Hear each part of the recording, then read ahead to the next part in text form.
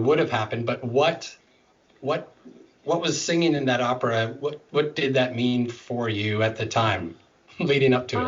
Yeah, Yeah. this opera meant a lot to myself and also the cast. I think each of us have our own story to tell, and being in this opera, we were able to express those stories, those personal stories. And it's a shame that a pandemic stopped this beautiful production from happening, but I do have high hopes in the future. Uh, I've been working on the music for about 5 months with my vocal coach at the San Francisco Opera, Sherry Greenewald, and she kicked my butt. Like, she really pushed me uh, to the limit, vocally, musically. Um, she really pushed me to sing this work really well and with great articulation. And I'm bummed because I've worked so hard these past 5 months. There have been days where I'm like crying and like staying up all night, really just trying to hone the music and really make it become, just second nature, in my development. And then just to hear that it was postponed just really took a whole nother emotional spell, because I'm like, I've worked so hard and spent so much money on lessons and coaching, but it's really great that I have this music. It's locked in my heart. I have this work in my heart, and I'm hoping that we will do this opera in the next couple of years, or maybe next year. We'll see. Yeah, same. We're hoping for the same. It was meant to be a very special, and I think you've even connected with some of the artists who are meant to be in it. I think I see on your timeline that Best Days um, always messaging you and always kind of Yeah. connecting, and that's kind Yeah. of there's some beautiful things that have come out of this pandemic, and just new relationships is definitely one of them.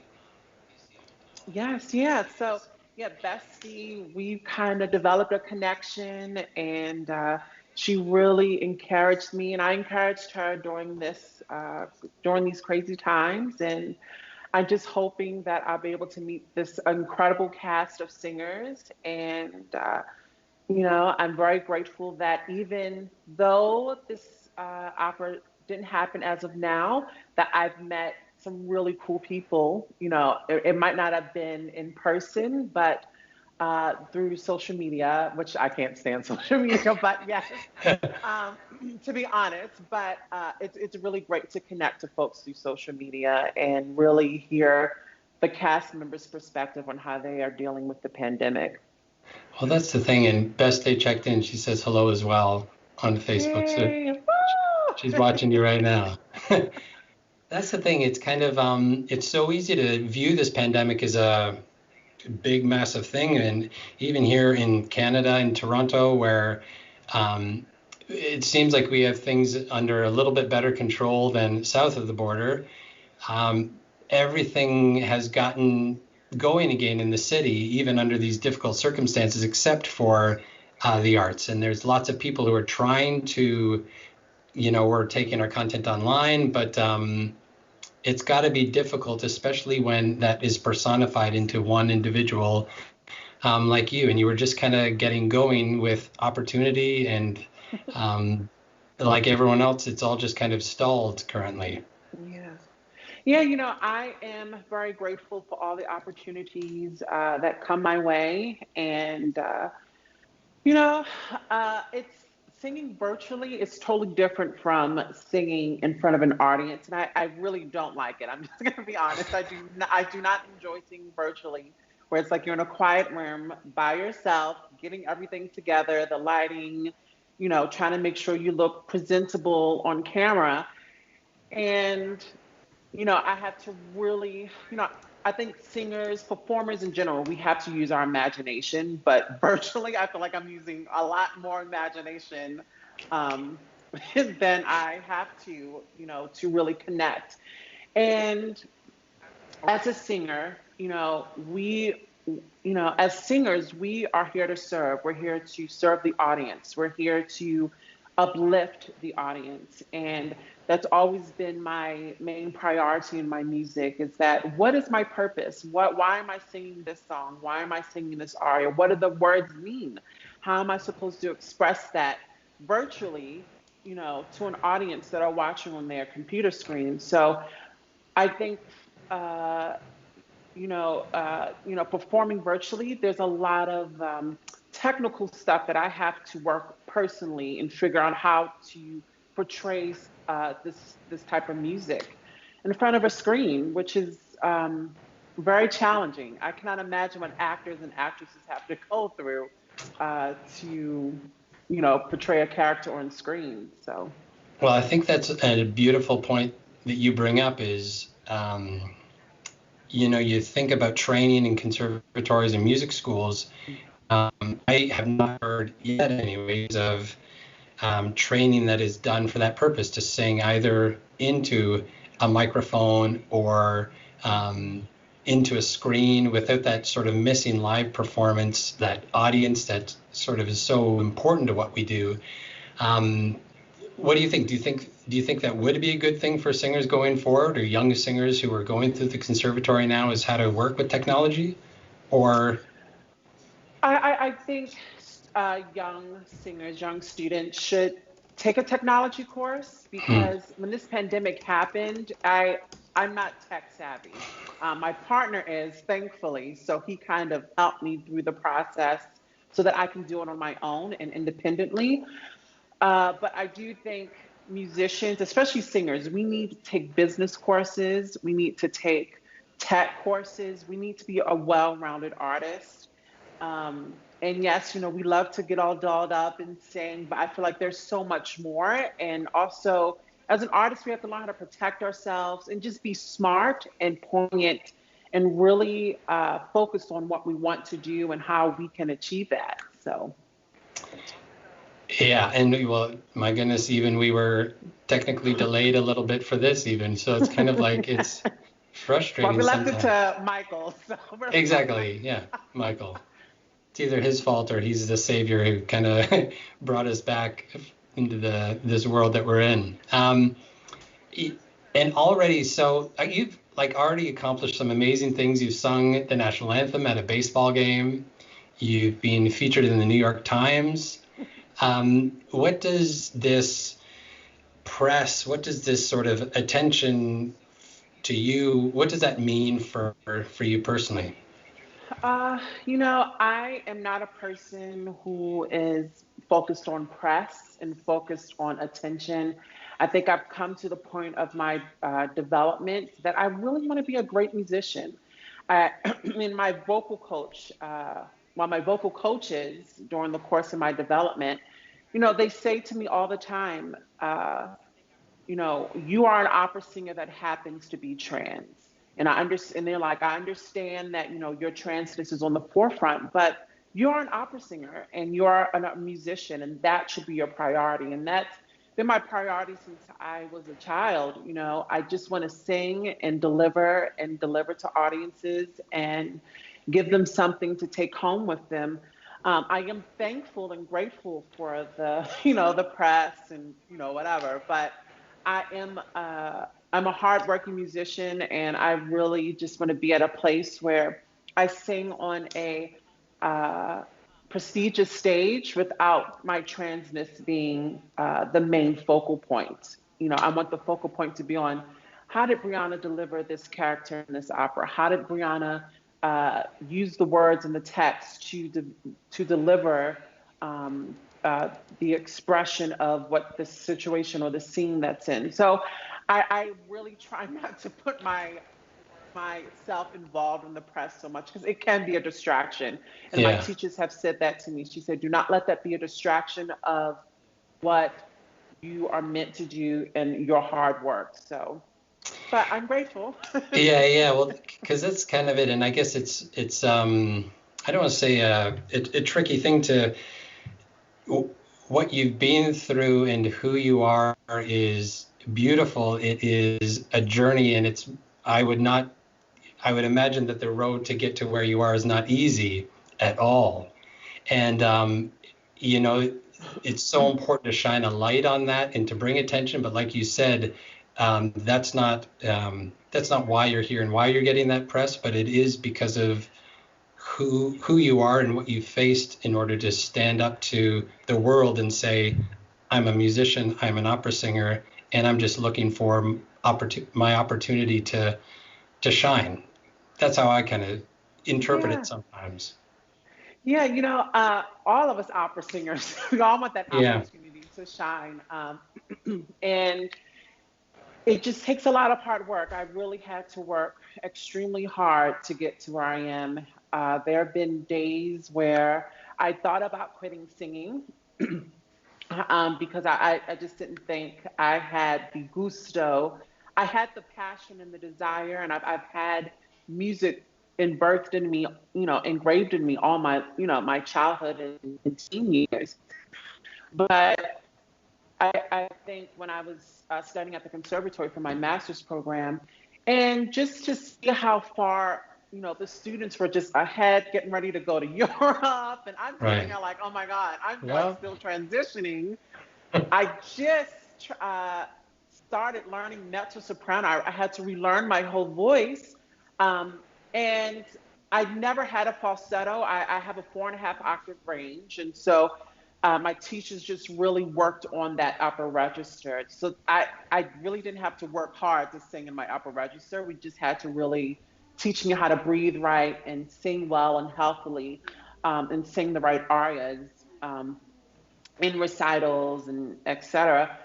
But I remember my second year master's program, I said, I think I'm going to quit because I don't think I can do this anymore. And I just felt I didn't feel capable of doing this. And the career that us opera singers are in is quite competitive, and it's a very intense craft and genre. So I really had to think about, what does Breanna want? And I really want this, but I was just dealing with so much. And, my body was changing. I went through 2 surgeries, gender confirmation surgeries that almost killed me. And while I was going to school and trying to learn new music and trying to learn my voice and dealing with discrimination on the street and being harassed on the street, it was just like, it was so much on my shoulders. I really could not handle. I just couldn't handle studying at the conservatory. It was very challenging for me, but I made it and I got my degree.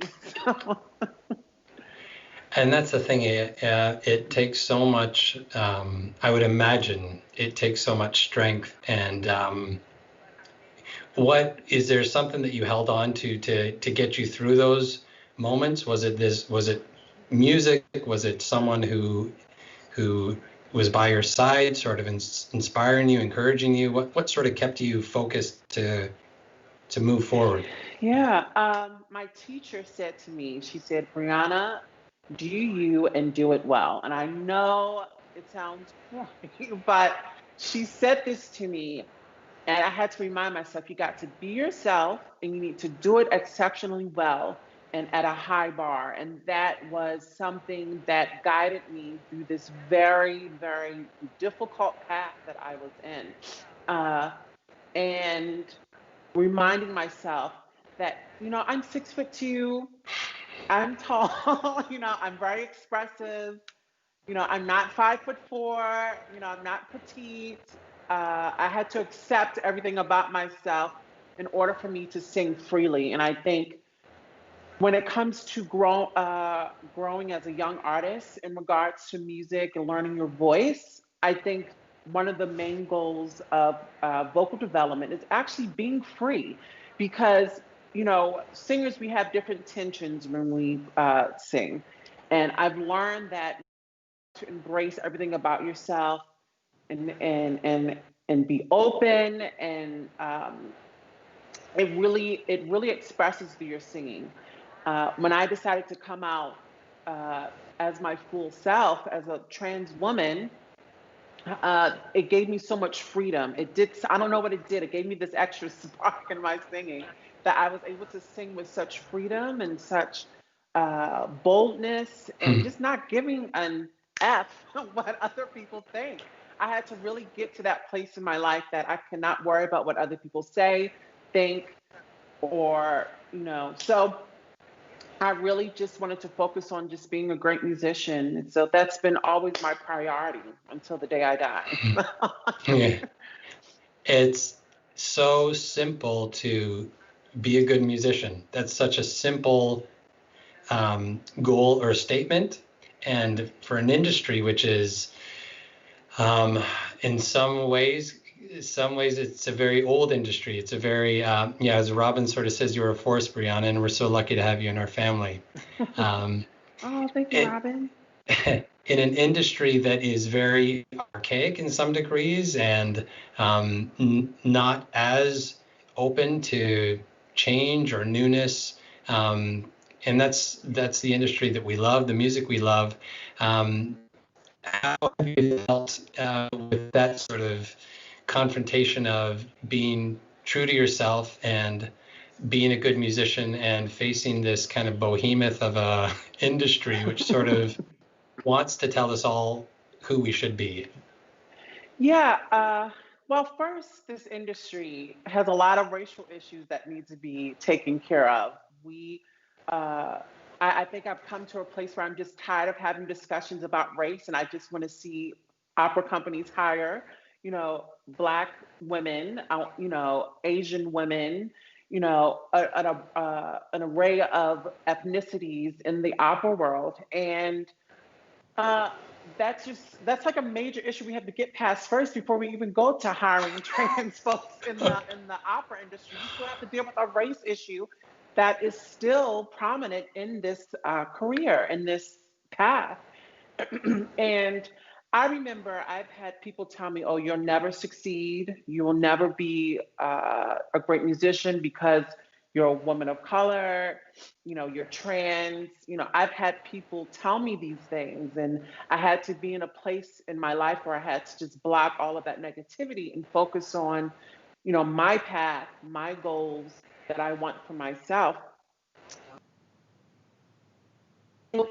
Yeah, and there's a lot of misogyny in the classical business, and that's why we have new contemporary composers. Hopefully, that will restructure some things and really make some great work that will shift this classical field into another level.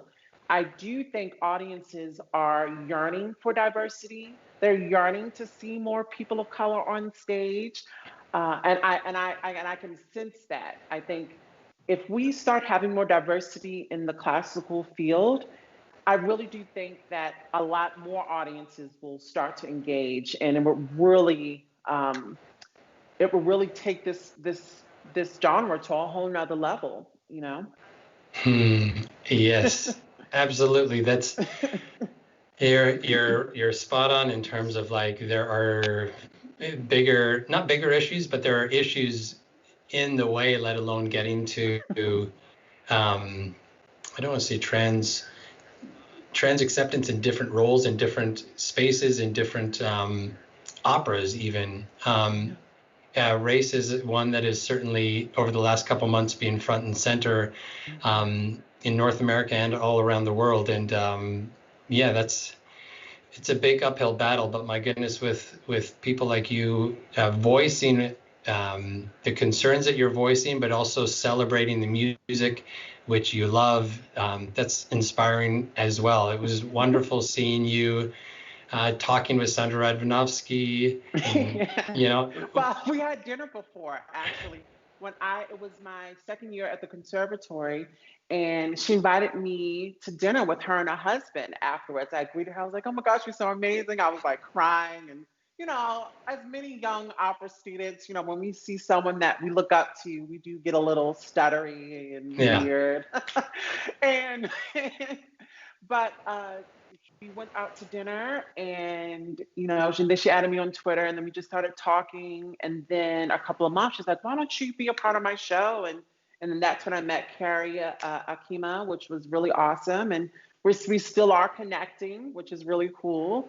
And they give me a lot of advice as a developing artist on the tools and learning languages. And, I'm learning Song to the Moon. And Carrie's like, girl, just email me. I'll help you with the text. I was like, okay, all right, Carrie, I will. Because I do need help with the text.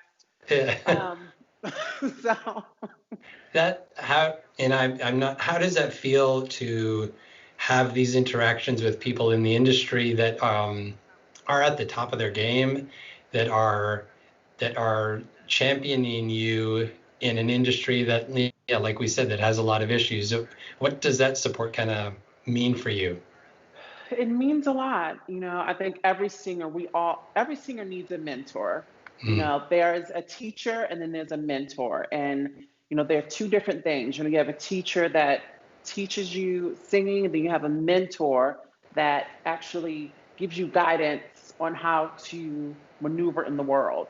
And I am so grateful for Sandra and Carrie. They've been such a force, and I'm really grateful.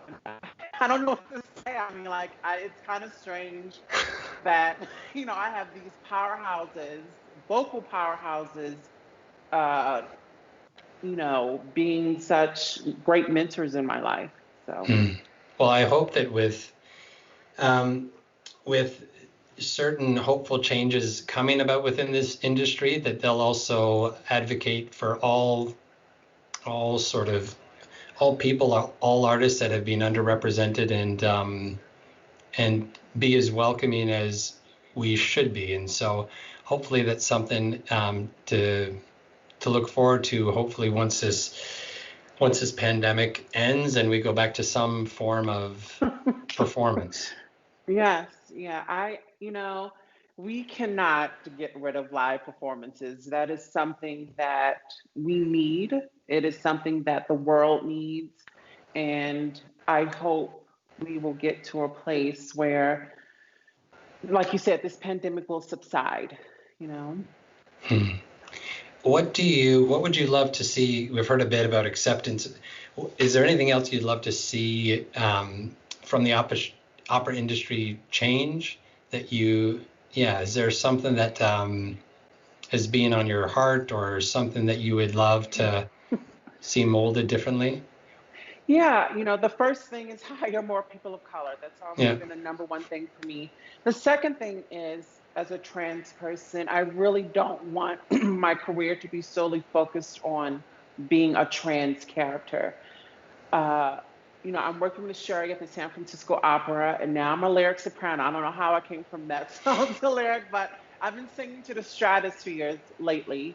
And, she's telling me all these things like, oh, you'll be a great Tosca, and you'll be a great this and a great this. I'm like, oh my God, this is so amazing. This is what I want to hear. Because I really don't want to just sing trans roles. I have a voice that I've worked extremely hard, and I'm a big girl and I can handle it. So, um, and throughout my course of my training, it's just great to hear, my teachers and mentors tell me that I can sing these roles as a trans woman. So I really want to get past, and I love Bound. No disrespect to Bound. Yeah. I'm grateful, about that trans role, but I do in the future of my career want to do, female parts and, be like one of the ladies for a change. Yeah. So, Do you think that that's um, and I can't even begin to imagine what sort of what you're presented with daily, and sort of the choices and the the fears and the hopes and the dreams that you experience. Do you think that that's a societal thing or an opera thing? Do you think how do you feel like the world is doing in terms of um, welcoming trans issues and talks, and moving beyond that to, like you said, where you're just like, you're a woman and you want to sing opera roles and you want to sing Tosca. So why is that an issue for anyone? you know, uh, you know, uh, the audiences in the opera genre, they're very conservative, but I just hope that we'll get past that and just really if a trans singer has the voice, let them do it. Let them sing it. Let them play that role and just sit and enjoy and be quiet. I'm from Baltimore, so we're very honest and frank. but but yeah, I just really do hope we get past that. And it was such when an inspiration to me when Sandra even said, you would be a great Tosca and you would be a great this. I'm like, to me, she actually saw me as human and not just like some circus freak or whatever. And I'm just sick of the same old trans stories. Just we're always struggling and this and this. And I just really want to see a story that we prosper, that, every week, my sisters are getting killed weekly. And that scares me, as a woman of color, that scares me in my daily life, that my safety is on the line 24/7. And I really would like to see more prosperous stories. Yes, going from the bottom to the top, but I really would like to see something that's encouraging because I'm tired of just being in like sad and depressed and Yeah, exactly.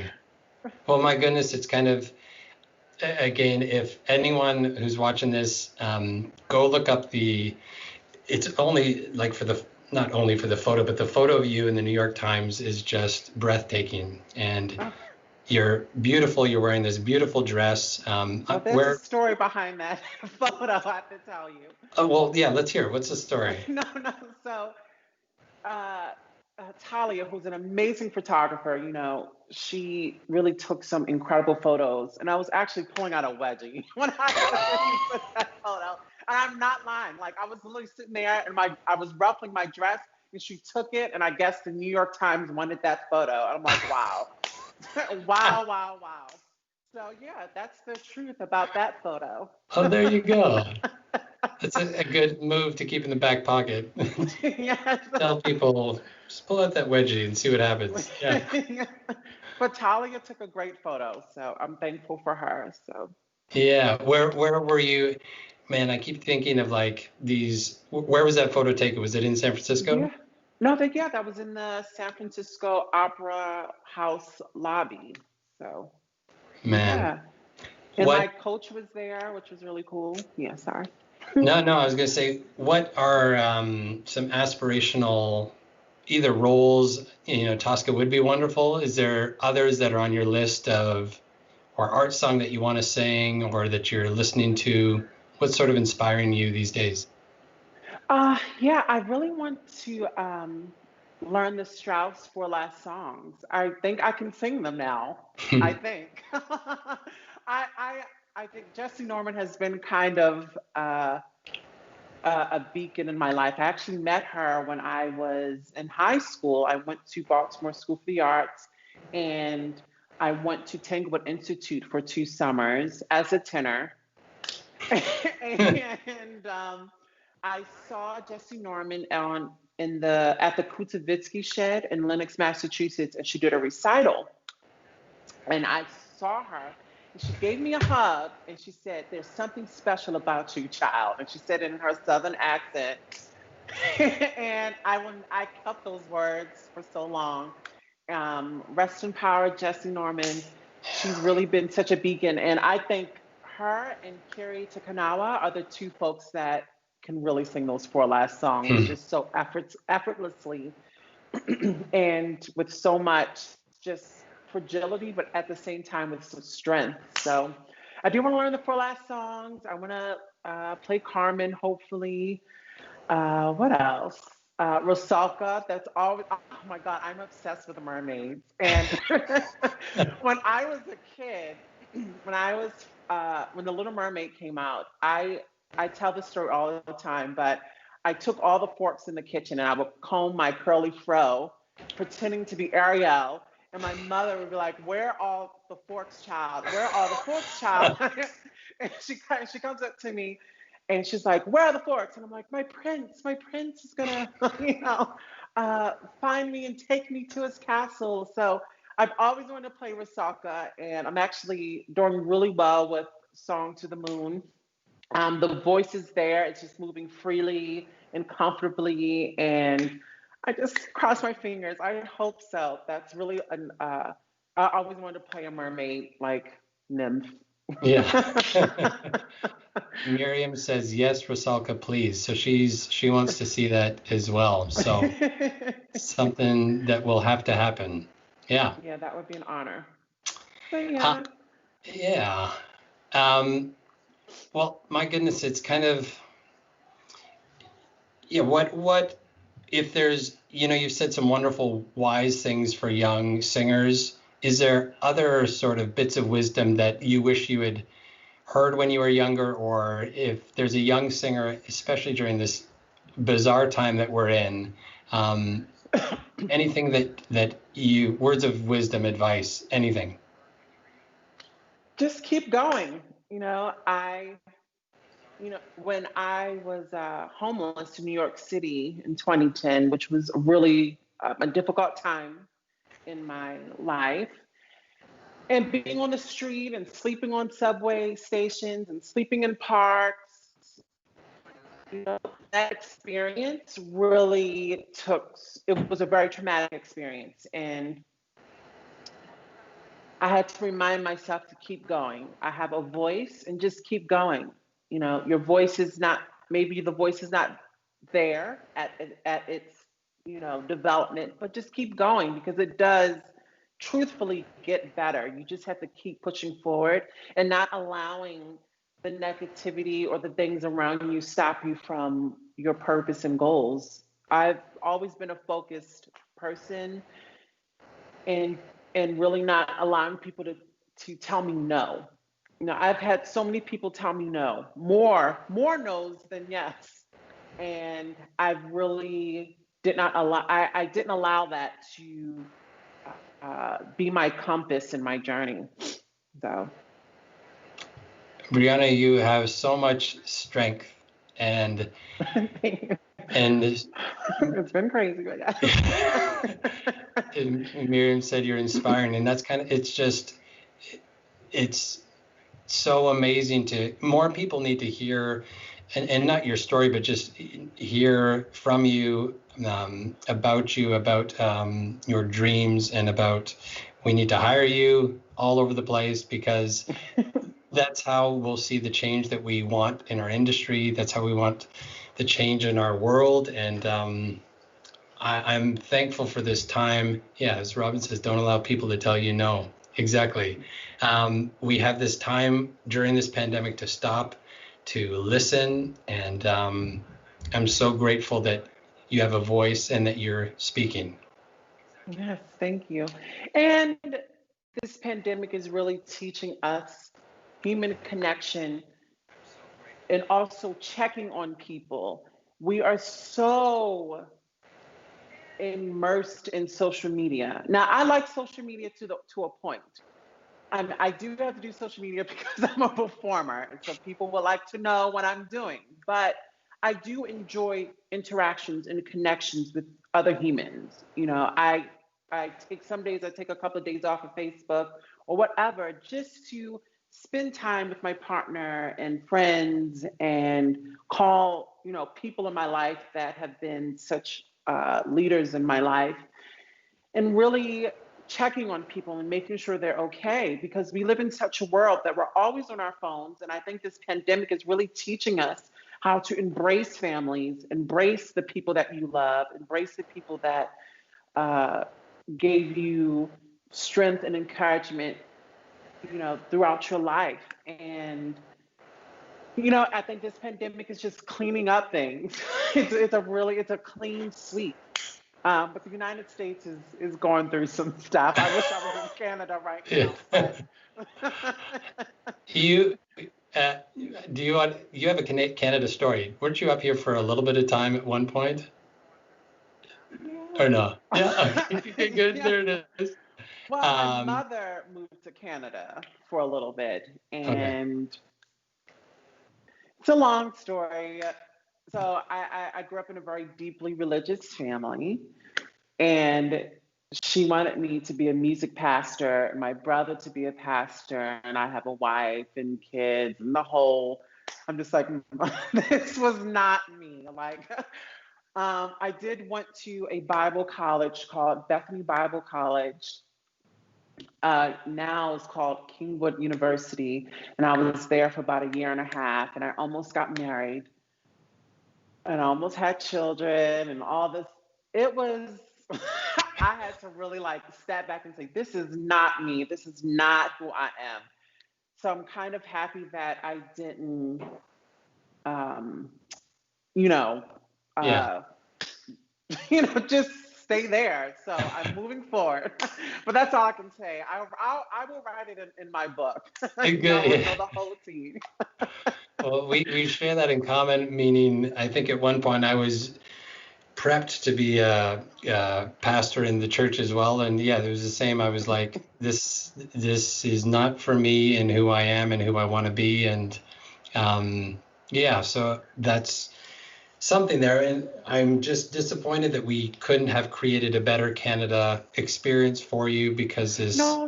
Canada is amazing. Like, yeah, I loved it. The people are great. The food is great. It's totally different from the United States. A lot different. And I love Tim Hortons. I love my raspberry smoothie from Tim Hortons. It's like a hot chocolate sort of thing, but like raspberry smoothie. It's a nice. winter thing. That's my favorite from Tim Hortons. But yeah. Oh, well, we've covered all the important things. So it's a good, it's a good, Yeah. it's good. Yeah. Well, I know I'm going to work my hardest to get you back to Toronto or to get you to Toronto when it's Yay. safe to do so. There's a huge amount of people here who wanted to hear you sing, who wanted to support you, and that's going to happen. So, yeah, Yeah, we'll get well, there. crossing my fingers. We'll Yeah. see. Yeah. Well, Breanna, I want to thank you so much for being able to talk with me here and for joining us. And yeah, can't wait to do it again soon. Yes, thank you for inviting me to be a part of ATG TV or AGT? Oh, And AGT. Oh my God. it's all good. All high fives everywhere. Woo! Ooh. Against the Grain TV. Let's Yeah, just say that. awesome. Thank you so much, Breanna. Yes, thank you. And have a wonderful week. Thank you. Yeah, you too. So for everyone tuning in, thank you for watching. Please follow, well, even though she's not always on social media, as she said, follow Breanna on social media to find out what's going on and to support her. And yeah, when she's going to be singing all over the place, we hope for more of that. The next ATG TV thing that you can check in on in just over a week, September 17th, we have a wonderful opera pub recital in partnership with Vancouver Opera and the Yukon Arts Centre. Dan Okulich, Lara Secord-Haid, and Tina Chang. It's going to be West Coast, so you're going to want to tune in for that. Thank you so much for watching, and we will see you next time. Good night.